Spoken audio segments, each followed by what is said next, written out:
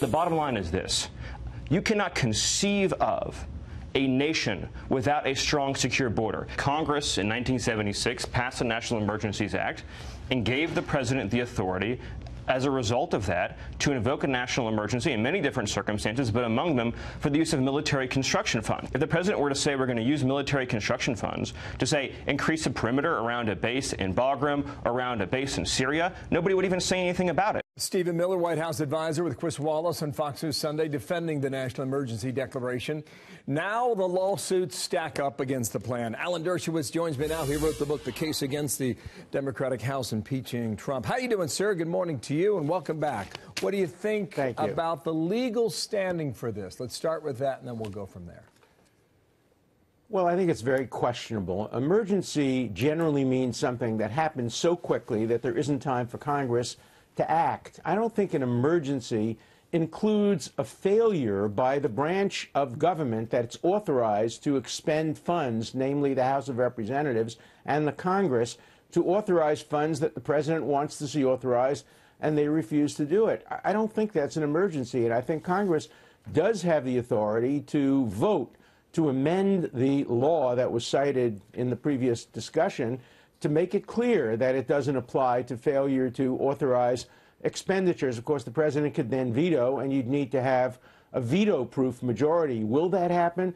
I don't know. But Congress, many members of Congress, including Republicans, are upset at what they believe is a presidential power grab over the legitimate power of Congress to authorize expenditures of money for long-term problems, not problems that suddenly appear on the horizon. I got to follow up on that, but first back to Stephen Miller about that whole thing about disapproval that could be treated with a veto. Watch here from Wallace and Miller. If they pass a resolution of disapproval, will the president veto that, which would be the first veto of his presidency? Obviously, the president is going to protect his national emergency declaration, Chris.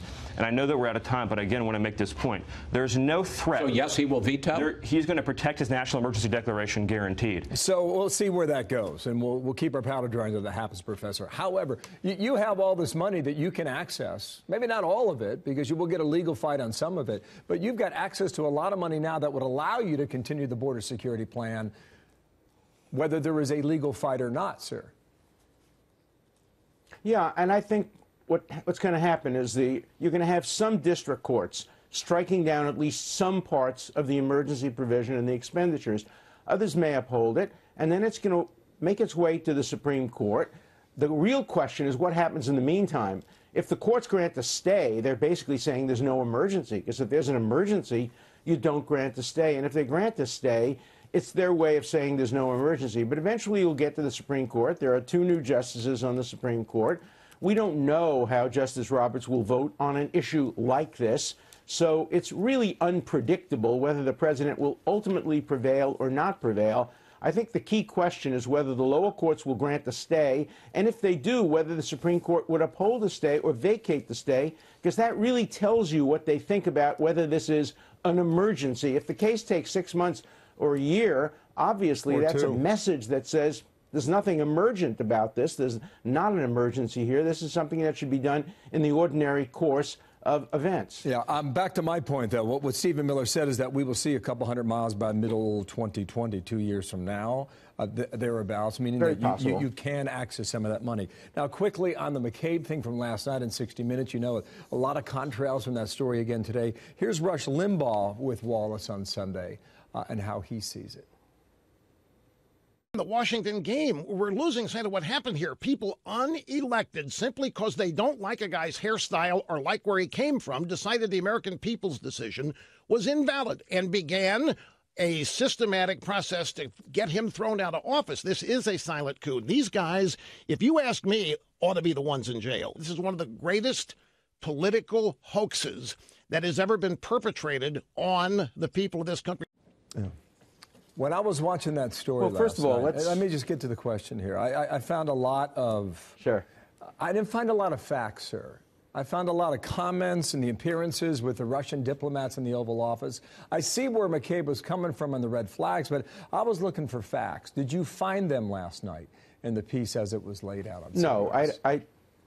No, I don't see facts. I don't agree with Rush Limbaugh that this is about a person's hairstyle. This is a serious issue. I think McCabe and Rod Rosenstein really believed that the president had obstructed justice. I think they were wrong, but they honestly believed it, and they were looking for a way, short of impeachment, to remove him from office. I think that there ought to be hearings.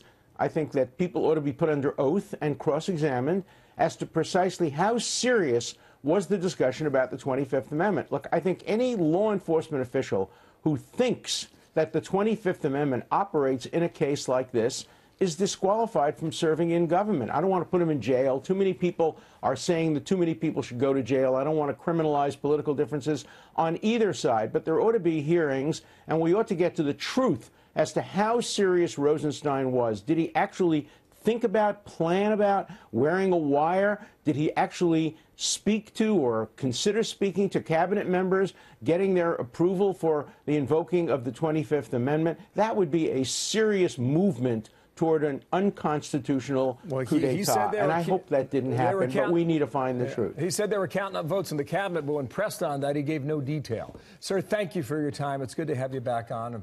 We're out of time today. Alan Dershowitz, thanks. Thank you. You bet.